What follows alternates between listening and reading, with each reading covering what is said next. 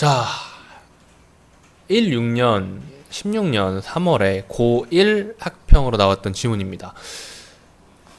사실 이런 질문 강의할 때 나도 사실은 좀 뭐라고 해야 되지? 좀 걱정이 많이 돼요. 왜냐면은 이런 기술이나 과학 질문 같은 경우에는 일단 내 전문 지식이 아예 없잖아. 나도 문송맨이라 가지고. 그래서 일단 써져 있는 대로만 읽고 이해하는 쪽으로 어찌됐건 국어 시험은 그렇게 보면서 풀어야 되니까 가닥을 잡아야 됩니다. 일단 1문단을 볼까요? 바이러스라는 녀석의 정의를 알려주고 있으니까 일단 바이러스는 동그라미 치고 봐주시는 게 더 좋겠죠. 자, 그래서 바이러스는 자신의 존속을 위한, 여기는 앞에는 당연히 읽어줬어야 됩니다. 바이러스는 자신의 존속을 위한 최소한의 물질만을 가지고 있기 때문에, 그러면 혼자서 못 살겠네? 그렇기 때문에 숙주를 이용해야 됩니다. 바이러스를 구성하는 기본 물질은 유전 정보를 담은 유전 물질과 이를 둘러싼 단백질 껍질이다 라고 이야기를 아주 잘 해줬죠. 바이러스에 관련한 지문인가 생각을 하고 이 문단을 읽어봤는데 아니에요. 결론은 이 문단 읽어볼까요?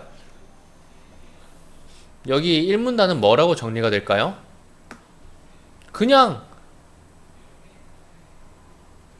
바이러스의 설명입니다. 여기에는 정의나 바이러스의 구조 아니면은 뭐 구성 이런 것들을 이야기해 준다고 볼 수 있겠죠. 이 문단을 읽어보면은 이 트워트라는 아재가 아닐 수도 있죠. 아무튼 트워트는 포도상구균을 연구하던 중에 세균 덩어리가 녹는 것처럼 세균 덩어리가 녹는 것처럼 투명하게 변하는 현상이라고 해야 맞겠네요. 세균 덩어리가 녹는 것처럼 투명하게 변하는 현상.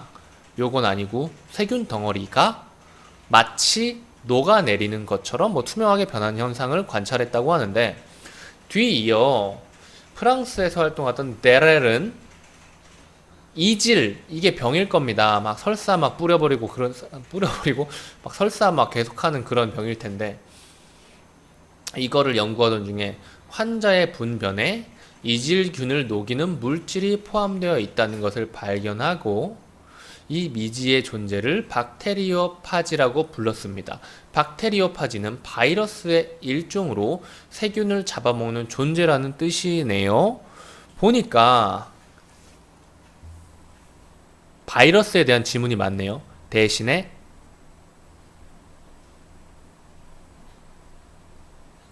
이 바이러스의 일종인 박테리오파지에 대해서 이야기를 하는 지문인 거네요. 그리고 여기에서 뭐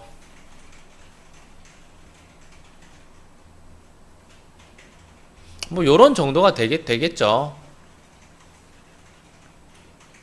그리고 3문단 넘어가 봅시다.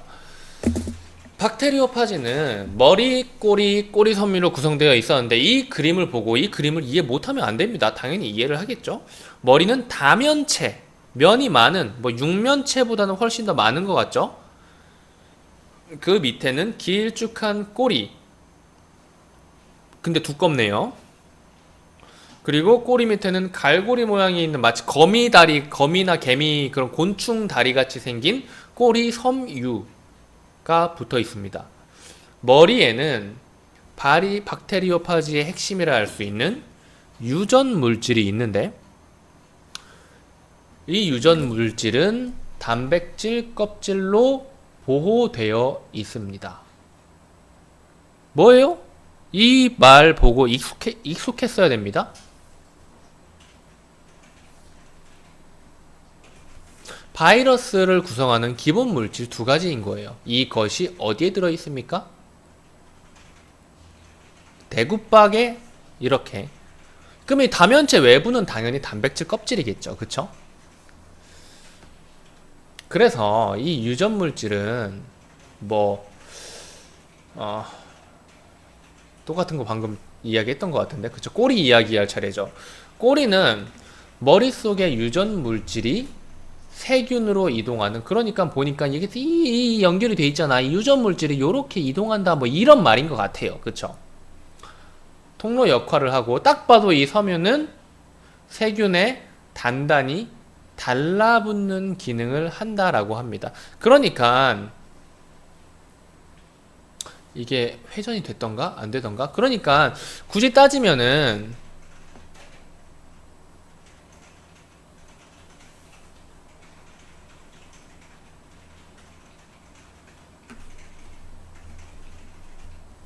이런 식으로 세균이 이렇게 있는데, 세균에 이런 식으로 달라붙어 가지고 유전 물질 일로 쏴버린다, 이런 말인 것 같아요. 그쵸?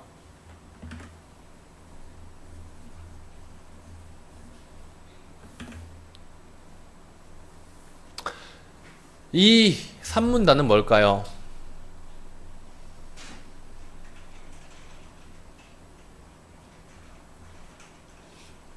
뭐 구조라고 생각하면 될 것 같습니다. 아니면은 뭐 구성이라고 봐도 되겠죠. 여기 나와 있으니까. 사문단 가볼까요? 박테리오파지는 증식을 위해 세균을 이용하는데, 어떻게 이용할까요? 달라붙어 가지고 뭔가 세균을, 자기 유전 물질을 꼬리를 통해 가지고 쏴가 세균에 쏘음으로써, 제가 방금 말했던 과정 그대로 그걸로 어떻게 해먹겠죠. 세균을 만나면 우선 꼬리 섬유가, 자 볼까요? 그림을 그려볼까요?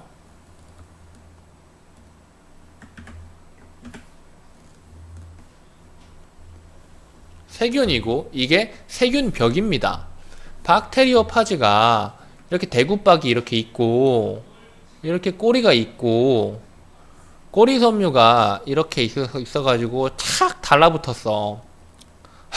그림 잘 그린 것 같다. 이렇게 달라붙었어. 그래서 1번이 뭐냐? 꼬리 섬유가 세균의 세포막 표면에 존재하는 특정한 단백질, 다당류 등을 인식하여 복제를 위해 이용할 수 있는 세균인지 여부를 확인한다. 아, 이거 먹어도 되는 놈인가? 이런 겁니다. 여기에서 바로 1번이 일어나는 거죠.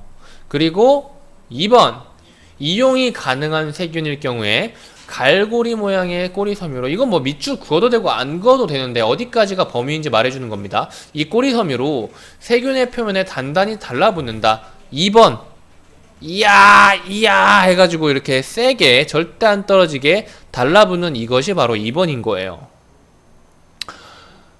그리고 3번, 세균 표면에 자리를 잡은 박테리오파지는 이제부터 제가 밑줄 안 그어도 되겠죠? 머리에 들어있는 유전 물질만을, 이 꼬리도 이렇게 해가지고 보니까 이렇게 해가지고 이렇게 붙일 수 있는 똥꼬망 같은 게 있는 것 같네요. 여리에 있는 유전 물질을 이렇게 쏴버리는 겁니다. 침투. 마치 벌이 애벌레에 알 낳는 것 같은 느낌이죠. 그래서 이제 빨간색으로 하는데 굳이 색깔 신경 쓰지 마세요. 4번, 세균 내부로 침투한 박테리오파지의 유전 물질은 세균 내부의 DNA를 분해. 이게 3번이고요. 그리고 이게 4번인 겁니다. 그리고 세균의 내부 물질과 여러 효소 등을 이용하여 새로운 박테리오파지를 형성할 유전 물질하고 단백질, 이것도 익숙해야죠.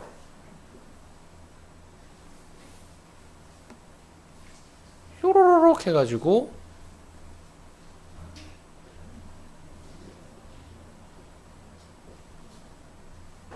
유전 물질과 단백질을 만들어 내는 겁니다. 이렇게 만들어진 유전 물질과 단백질이 조립되면은 새로운 박테리오파지가 만들어지는 것이다 라고 하죠. 그럼 이 사문단은 뭘까요? 박테리오파지가 뭐 복제 과정이라는 단어가 무조건 들어가야겠죠? 그래서 박테리오파지에는 독성 파지와 용원성 파지가 있는데 이 박테리오파지 중에 독성 파지는 충분한 양의 박테리오파지가 복제되면 복제를 중단하고 세균의 세포벽을 파괴하는 효소를 만듭니다. 그리고 그 효소로 세포벽을 터뜨리고 파괴해버리고 외부로 쏟아져 나와요. 이와 달리 용원성 파지는 세균을 이용하는 것은 같은데 파괴하지는 않아요. 대신 세균 속에서 계속 기생하여 세균이 분열함에 따라 같이 늘어난다 라고 하죠. 보시면 세균 덩어리가 녹는 것처럼 투명하게 변하는 현상, 환자의 분변에 이질균을 녹이는 물질. 자, 용원성 파지일까요? 독성 파지일까요? 파괴하고 그런다면서 독성 파지는 용원성 파지는 세균을 파괴하지 않고 세균 속에서 기생만 한다며요. 세균을 변화시키지 않는다며. 그러면 세균 덩어리를 녹는 것처럼 투명하게 변하게 하거나 이질균을 녹이거나 그럴 수 있을까요? 없겠죠. 그러면은 독성 파지일 가능성이 되게 높다는 거예요. 하지만 지문에서 이에 대해서 이야기를 해주지 않았기 때문에 그냥 머릿속에 생각으로 이 정도까지만 해주고 넘어가시면 되겠습니다. 지문 강의는 여기까지.